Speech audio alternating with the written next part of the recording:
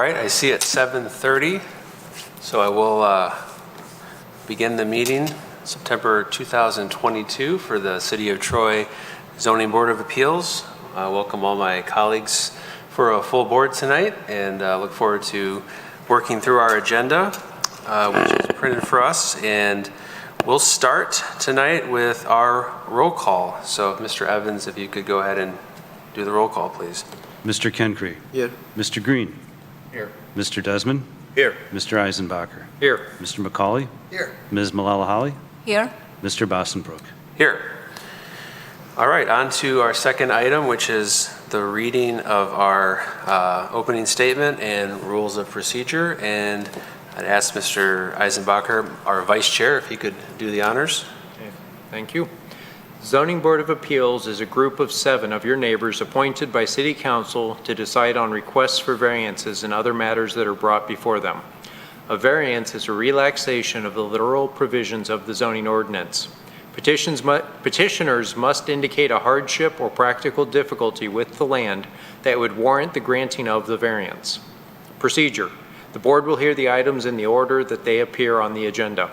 When an item is called, the chairman will verify that the petitioner is present. Then the city administration will summarize the facts of the case. The petitioner will be given an opportunity to address the board to explain the justification for the action requested.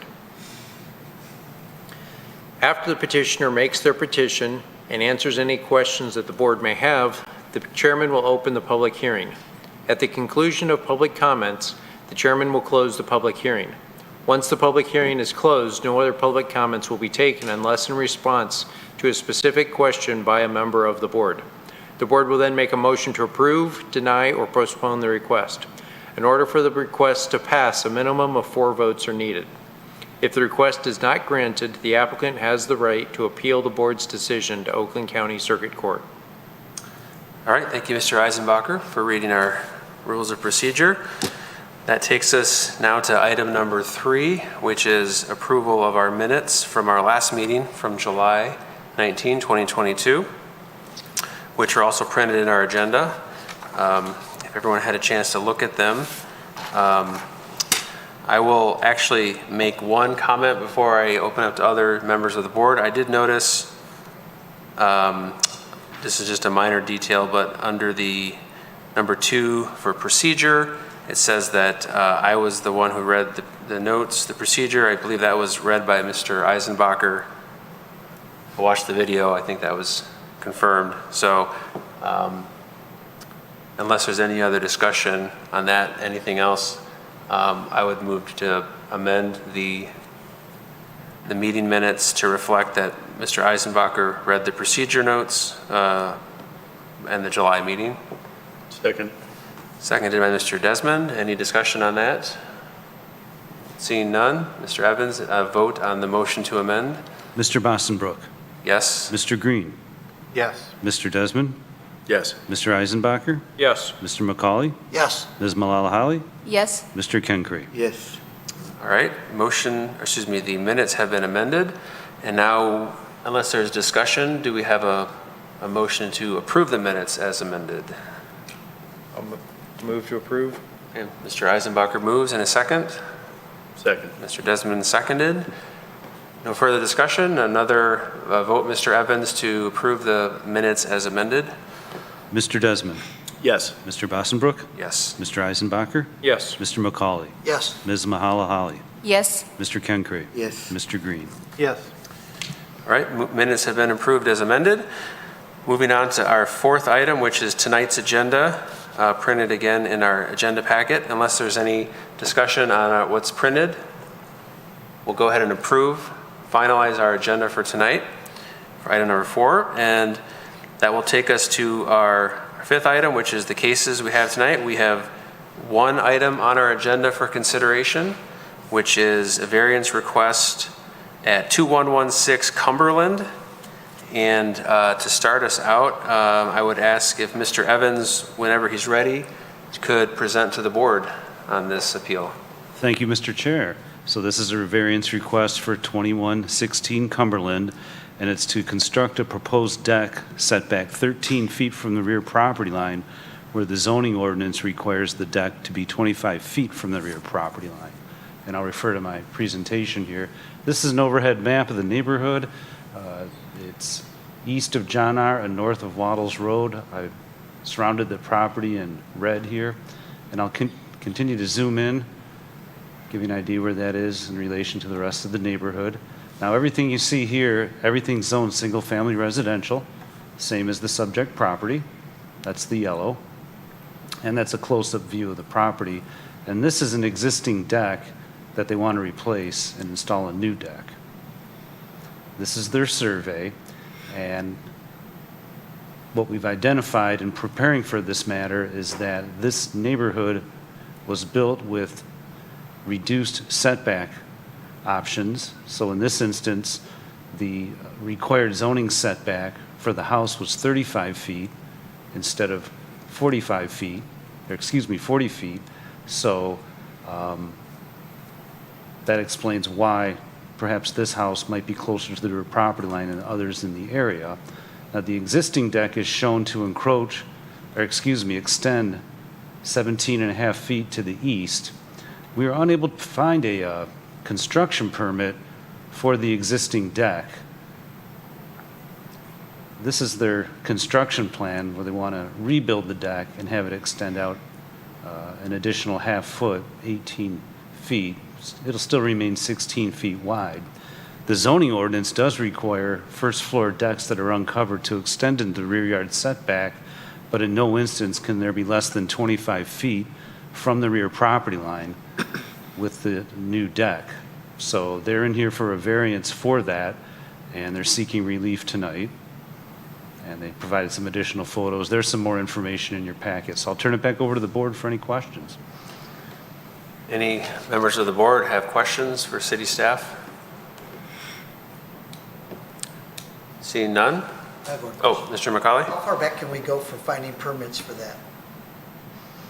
I mean, those houses were built in the early 70s. And I think this one was built in '68. So we were able to find the original house permit. So that's how far back we were able to go. Okay. But we even double checked with assessing. Okay. They had record of the deck being there, but they did not have record of a construction permit. So that just sheds a little light on. Just curious. Yeah, okay. Thank you. Great. All right. No more questions for city staff. Then at this point, would ask if there is an applicant present or their representative who would like to come up to the podium. And if you could just, sir, just give us your name and your relationship to the property and go ahead and present your case. Good evening. Nice to meet you all. I'm Robin Clinet. I am the homeowner of the house. So I believe the file was pretty complete. I would just add, related to all the deck, is that we found some aerial photography from the mid-70s. Is when we see from the website, on the Troy website, and the deck appears to be already there in the mid-70s. But otherwise, the file that we presented, I think, is complete. So if you have any question, I can answer. I have nothing else to add. Yeah. How long have you been the resident? Since we bought the house in 2020. 2020? Yes. Thank you. September 2020. Other questions? Mr. Green? I believe the request is, or speaks to an additional half foot of the deck. Is that correct? So no, we are building exactly the same. I guess here they rounded up the numbers, but the structure will be exactly the same as it is today in terms of dimensions. So the new deck will be a wooden deck? It would be composite. Okay, it will be a composite. Yeah. Okay. So I have a question about when we as a board have to consider the five elements to determine if there's a practical difficulty with the land to allow for a variance. Can you discuss what is the exceptional, and I'm just looking at language in our ordinance, what is the exceptional characteristic of your property that would So make it unique and allow for the variance? yeah, we are at the corner of the street. So because of this curve in the road, we have this trapezoidal shape, and this makes the house further from the front. So that's why they had, I believe, this reduced setback to 31 feet already from the start of the construction of the house. Okay. And just curious, did you have any feedback from your neighbors in terms of discussing with them this? Yes, we've discussed with our direct neighbors, and from what they told us, they don't have any objection to this. It's always been there since they bought their house. It was already there, so they don't have any problems in us updating it. Okay. Are there any other, Mr. Green, question? I just want to make clear from the presentation, pardon me, from the materials provided, just to confirm, you're replacing the existing deck. In your notes, I believe you said the existing deck is starting to deteriorate. This is for, would it be accurate to say that you're trying to improve the safety and appearance? Yes, correct. Yes, it's wood, so it's deteriorating. Also, from what the contractors told us, the rules have changed. So it's the pillars and everything that goes into the ground. This is not today's rules. So yeah. And follow up to that, the deck is not, it doesn't look like it's a very high deck. It's like about, is that about right? It's maybe a foot high off the ground? Yes, depending the area, there is a 2 feet drop right at the house from the door of the house, but due to the land at the end of the deck, it's about 1 foot here. Oh, I see. Yeah, it's 2 feet. Yeah.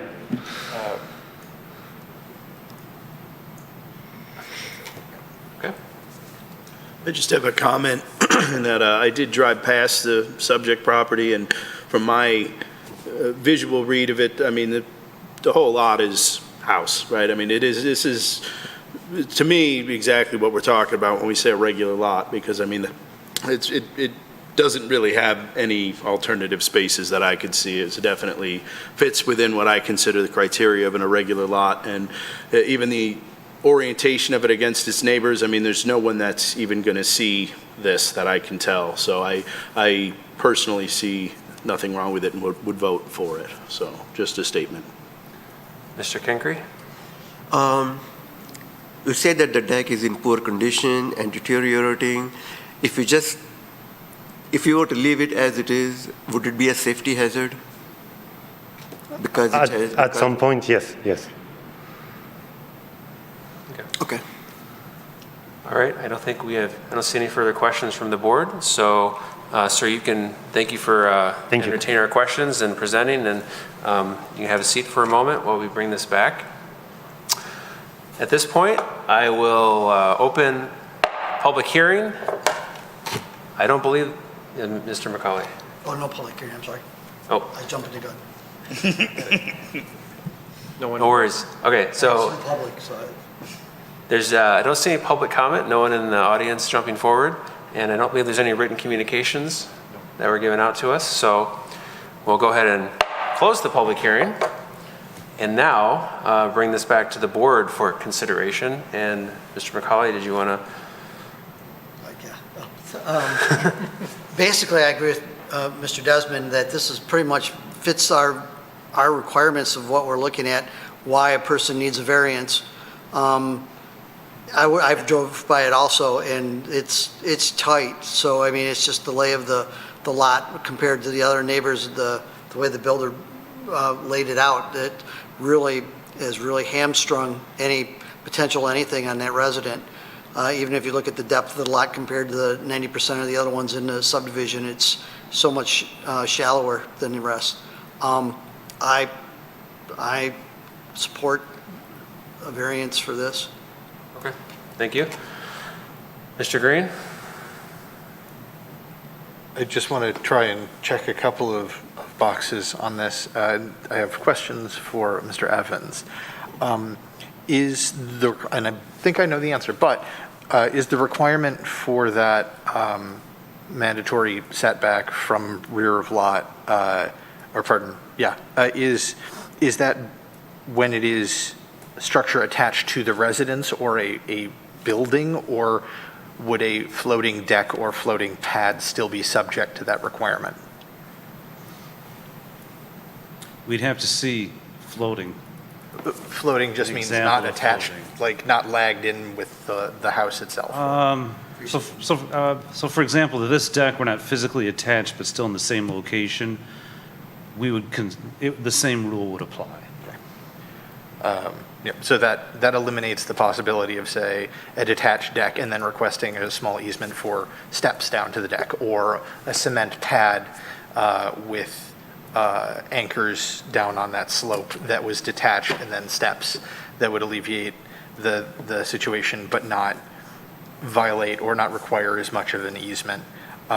So lacking other options, given that this is long existing structure not created by the homeowner on a very odd lot, despite the lack of discovered initial permit, I also would support this. This makes sense to me. All right. So do we have, unless there's other discussion, do we have a motion that someone would like to make? Mr. McCauley? I'd like to make the motion to approve the variance request for 2116 Cumberland for the deck to be granted. The applicant has demonstrated the exceptional characteristics of the property for the variance. It is sought to make compliance with dimensional requirements substantially more difficult than of the cases of graded properties in the area. The characteristics which make the compliance of dimensional requirements difficult must be related to the premises, which it is. The characteristics which make compliance to the dimensional requirements shall not be of a personal nature. It's not a personal nature, it's a site issue. So he demonstrated that. D, the characteristics which make the compliance of dimensional requirements difficult have not been created by the current or previous owner. I don't believe that deck's been there just recently. I think it looks like it's been there as long as I am old. So I believe that's the case. And E, the proposed variance is not harmful or alter the characteristics of the area, since it is just a replacement deck, not a new deck going into an area that there wasn't one that existed before. 1 second. All right, we have a motion from Mr. McCauley to grant, seconded by Mr. Desmond. Is there any further discussion from any member of the board? Yes, Mr. Green? I would further note that maintaining this, replacing it with a similar structure, makes the lot more usable, in addition to being an odd rhombus trapezoid situation going on there. It slopes down very steeply, and so by having this flat surface extended out further, it makes it a more usable space for the homeowner. So I continue to support it. All right, thank you. I believe we're now ready for a vote, Mr. Evans, on the motion to grant. Mr. Eisenbacher, Yes. Mr. McCauley, Yes. Mr. Bossenbrook, Yes. Ms. Malala-Holly, Yes. Mr. Kenkre, Yes. Mr. Green, Yes. Mr. Desmond. Yes. Motion passes, 7 votes to none. So congratulations, sir. Your variance has been granted. Thank you for coming out tonight. That will conclude our hearings, cases number 5. And we will now proceed to item number 6, which is our communications. Are there any communications for the board? Nothing from Mr. Evans. Then moving on to number 7, we have one item for miscellaneous business, and that is a carryover from at least our last meeting from July, where we had some discussion about revising our rules of procedure for a few different edits. And so I believe that was in our packet, and I, at this point, would turn it over to our city attorney, Mr. Motzny, if he's willing and able to maybe walk us through. I think most of us were here last time, but some of us weren't. just to kind of, Sure. Yep. Starting on page 34 of the packet, there's a red line copy of the proposed changes, and then following that, there's a clean copy. Most of them are self-explanatory, and there's not really that many changes to the previous bylaws, but the first change occurred because, if you may recall, the bylaws provide, or the rules of procedure provide, that the officers are elected in May, and they hold their office for 1 year. We did not have a meeting in May, so we're in violation of our rules of procedure because we couldn't vote. Plus, technically, the way they're written, everybody's offices ended in May because it was a year. So the first provision basically provides that they will hold the officers will hold their position for 1 year now or until the next subsequent election. So if we don't have a meeting in May and the election is in June or some other month, they'll continue to hold those offices. The next section in number 1 essentially says that the meeting of May is when the election will take place.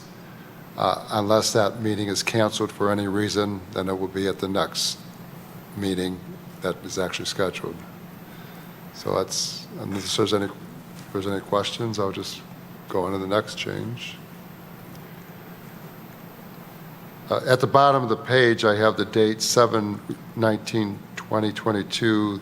That actually is just the date of approved amendments. That'll have to be changed to tonight's date if these are approved today. I forgot to change that. Let's see.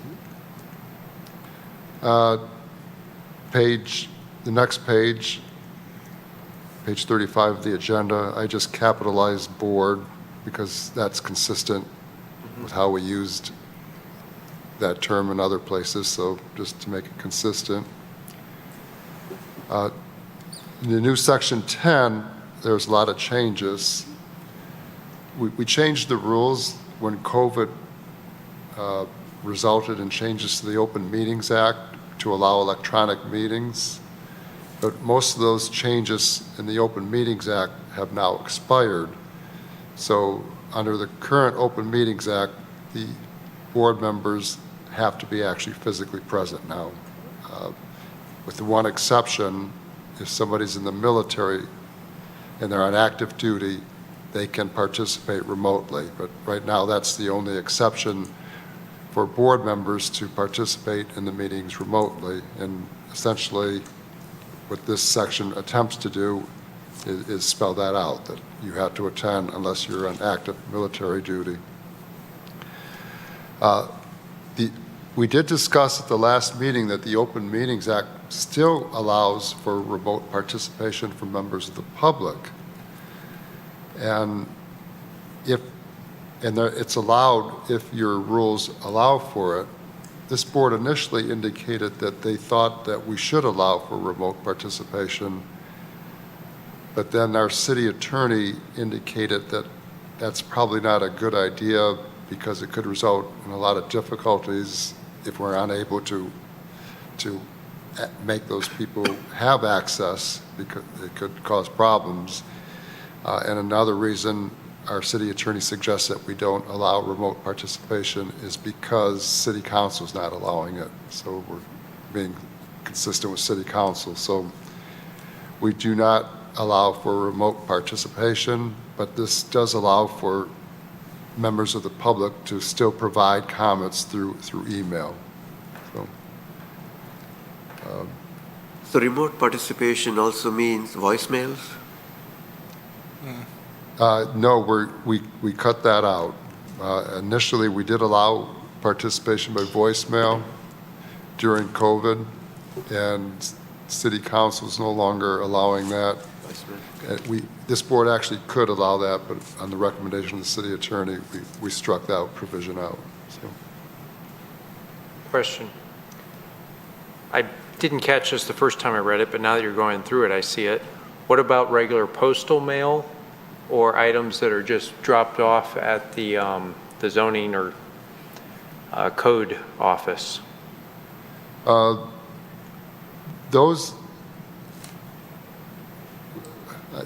are allowed. I guess we don't specifically mention that, although we never specifically mentioned it before. And the other thing that occurred to me is, should we specify the email address? Is there one that people should send comments to? Or should we say just send it to the clerk, and then they can look on the website and see the clerk's? We've set it up where there is one, we put it in the public hearing notice, but I would caution putting it in here just in case we have some technical difficulties with your findings, we should change it. Yeah, But we always put the current one in the public notice. that's good. Okay. Yeah, I mean, there's no reason why we can't allow people to drop off comments, and if it's not in here, I mean, we could add that. I think we could add it tonight even if we wanted to, rather than having me change this again, but that's. Yeah, we can amend. We can amend tonight because we might not have another meeting for 2, 3, 4 months. Yeah. So, Mr. Green, do you have a question? I do. Sorry. To me, along the same lines as not making the address explicit, and maybe this is, I haven't done a deep read of the OMA or its recent changes. Do we need to be explicit about what is permitted within this situation, or can we simply say participation, essentially participation, can we cut this down to participation follows the OMA? And then note the specific, like, I don't see the military exception changing. Leave the military as an explicit, and then simply say other participation will follow the OMA. That way we don't need to say who needs to be present, who's not. If there is a change to the OMA, we don't find ourselves out of compliance and simply avoiding the rules. They're not in conflict and overridden. They're just upstream. so you're suggesting maybe just put something in there that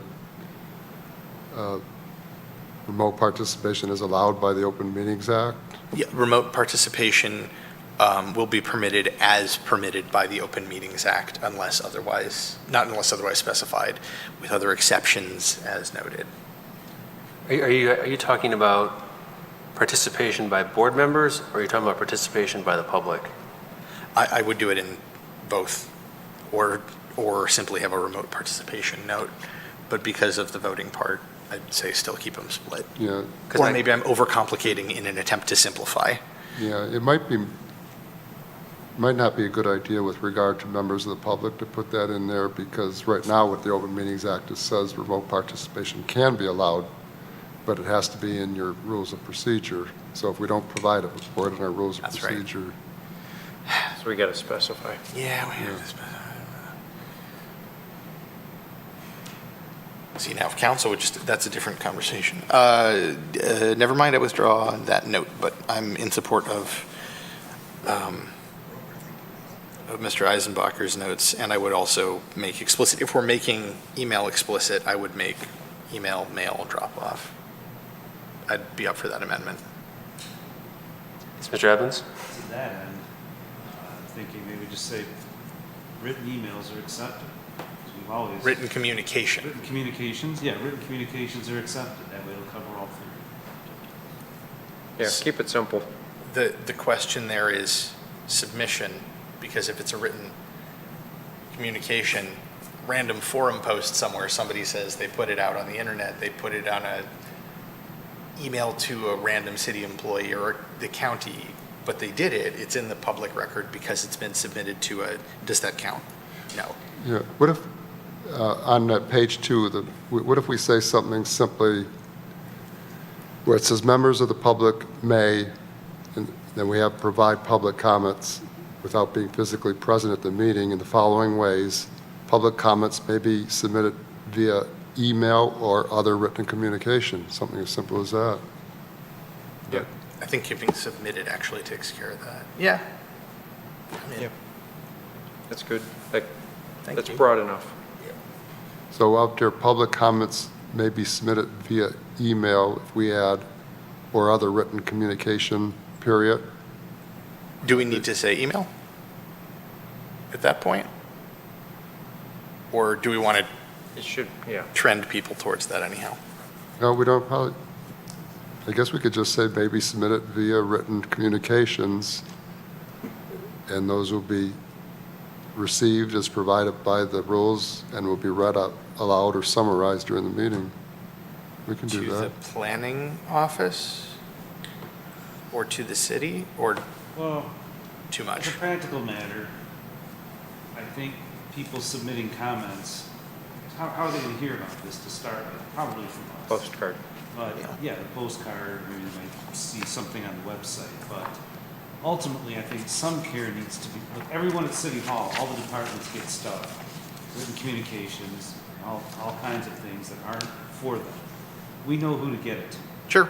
But at the same time, I think if someone does something, like you mentioned, like put something on a website, there has to be some care taken by the public to make a reasonable attempt to somehow get that in writing, in some reasonable attempt. I mean, if something obscure is out there that no one would expect, you find it 3 months later, what are we going to do? Yeah. They have to get it to the clerk.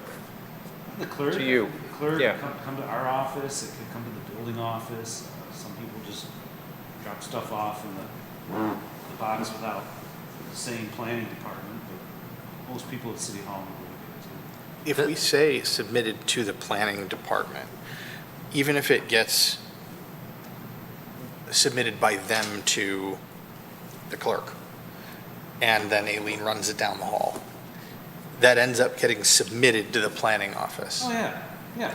I mean, the So I public think comments, that- Their job is to get it in front of the board. So At does, the top, our clerk is the planning department. There we go. Yeah. So never mind. so does City plan. either the postcard that's sent out or I guess what's posted on our website, do they all say the same thing? Yes. Like, direct your comments to this person or this email or this, Email or written or to, and then it has the address and the plan. so couldn't we just say something along the lines of submit written communication as directed, by public notice, and then that's how they're supposed to communicate. If people communicate in a different way and it somehow comes to us, then that's great, but they're directed to communicate consistent with the notice that they're given. I don't know, then we're deferring to what's in the notice, and then those are the rules that the public would need to follow if they wish to, submit something in writing. We've got guardrails, but we're not pulling them down a maze by a string. Yeah. Yeah, that sounds like it would work. And then if, rules change or email addresses change or addresses change, then that would be, we wouldn't put it in here because we want to kind of not tinker with this all the time, but it would depend on what's on the website or the mailing. That would work with our processes at City Hall. All right. So what do we suggest?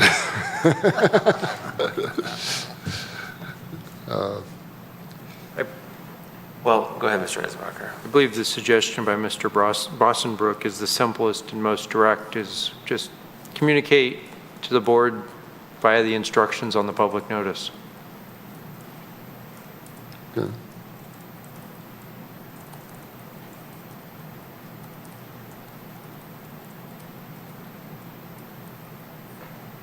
And we'll read it or summarize it, like you said.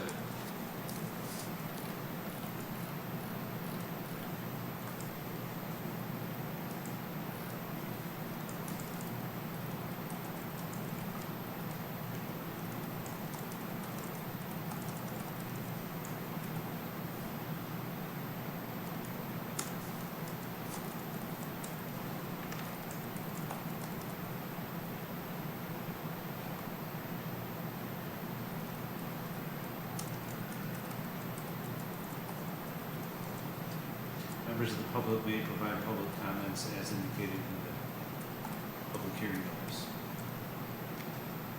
Yeah. Submit, or no?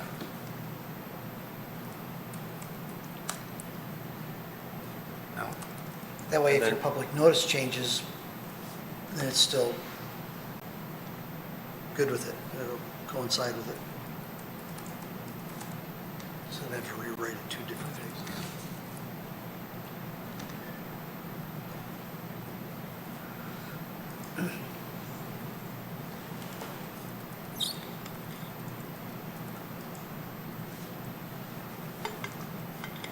Should we run through the rest of the Yeah, red lines, and then maybe I could propose we take a short break if you wanted to Well- put something in writing, then we could consider it and deal with that it might be tonight, better. or, Yeah, why don't we go through the rest, because the rest are minor, and then maybe take a quick break, and I could maybe put something in writing real quick. And then the board One can real quick consider it change, go to my tonight. office and change it and send it back and get back. Okay. All right. Page 3 of the proposed changes on page 36, we crossed out all the COVID electronic stuff at B and C. Let's see, I don't see any other changes in that page. We've already gone through the major changes, the rest are all minor typographical things.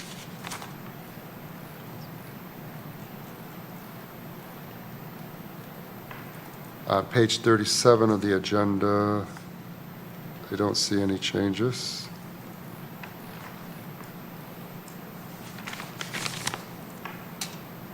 All right, there's changes on page 38 of the agenda. These were just mostly grammatical changes. I think some of them were requested by some of the members. We made, to be consistent, we refer to the chairperson. The old rules referred to chairperson in some places as chairman in the other places. Oh, the request for postponement, that was one of the requests that this board made at its last meeting.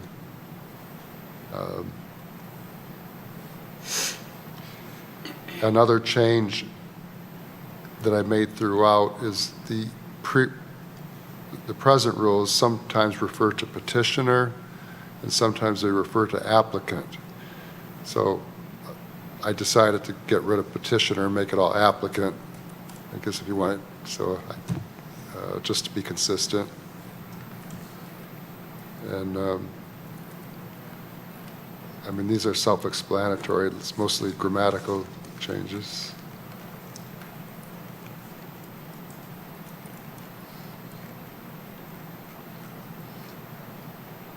okay, well, I unless, think that's it, yeah. Yeah. unless there's any other questions other than what we just discussed for Mr. Motzny about, I don't think, Mr. Eisenbacher? 5 minutes, yeah. 5-minute break? Okay. So I'll adjourn for 5 minutes, and then we'll come back and, I have a question. Mr. On the Kinkery? procedure, which is on page 5, are we going to cover that later or very, We- Yeah, the next page right? is the clean copy, where it says, page 39, I'm looking at page number 5. page number 5, okay. Page number 5 where the 38 in your dimension. packet. 38, okay, Oh, I gotcha. see. Let's see. Okay. Let's see what the page would be. Yeah, 38 on the packet. So where it says if there is less than a full board, applicant may request a postponement. So is that something that is left to the initiative of the applicant, or would there be a specific step in the agenda or in the procedure where we ask the applicant or inform the applicant and ask if he or she wants the postponement? Are you asking when that request should be made? Is that what your question is? Yeah, we haven't specified when it should be made. Traditionally, it's made before the petitioner or the applicant starts making a presentation. because if they know they're going to ask for a postponement, they should make it before any evidence is presented before the public hearing. But it is left to the applicant to make that request. Yes, the applicant Okay. would have to make the request, right. So there is no obligation for the chairperson to inform the applicant that he or she may request. We could put in there that the chairperson could do that, but there really is no obligation for the chair to do that. That would be something the chair could do at his or her discretion. They could tell people that if they want to make that request, they can do so. Yeah, I think the intent was just that we had it in there so that someone who's, they're hearing it here tonight, they would be able to know that they have the option. I think a member of the board could, on their own initiative or through the chair, likewise, move for an adjournment or something. But I think it's more to give the public notice or the applicant notice that they can, if they wanted to, request a postponement. And I suppose it's still up to the board to grant it, but. Okay. Yeah, the previous chairman would always mention it, but it was inconsistent because it wasn't standard language. This gives us standard language, and we mention it every time just in case someone's missing. Level playing field. Okay. All right. All right, well, Give me a few take a quick seconds. break and come back in about 5 minutes. You only get 3 minutes now.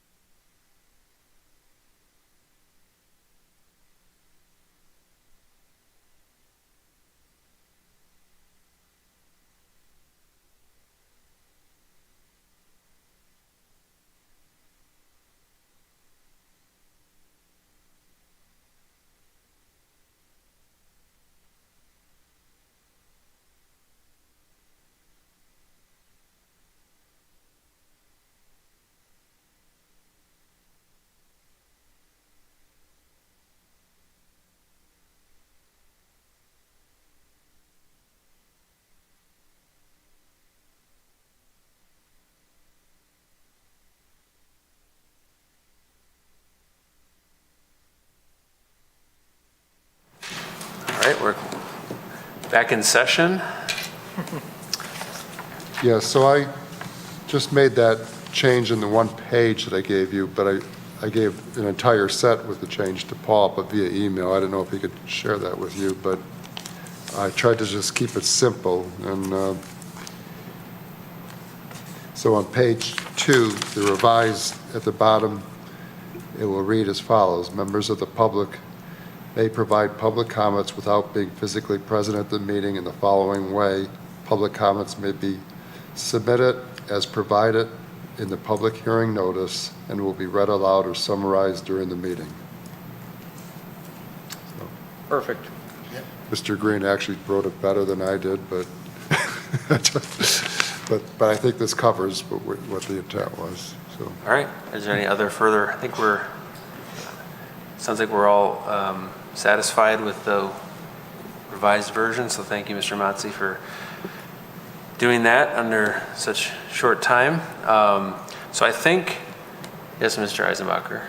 Well, I will make a resolution to approve the changes as submitted on the table and otherwise submitted in our packet to the rules of procedure. And was there a resolution already in the agenda? No. Okay. The rules of procedure and statement of procedure. I'll second that. Any discussion from the board members? No? All right, let's have a vote, Mr. Evans. Mr. McCauley, Yes. Ms. Malala Holly, Yes. Mr. Kenkre, Yes. Mr. Bossenbrook, Yes? Mr. Green, Yes. Mr. Desmond, Yes. Mr. Eisenbacher. Yes. All right, very good. We have approved some updated rules of procedure and statement of procedure, so thank you for city staff for working with us on that. I think this makes some great improvements. We will move on to public comment. Any public comment? No public. No public to comment. Any board members wish to make comment? Nope. All right. Well, I think that concludes our business for tonight. So I will adjourn our meeting and maybe see you in October. Yeah, we've got 2 applications for October, so we will have a meeting. All right. Whoa, 2. Yes. Killing me. I know, it's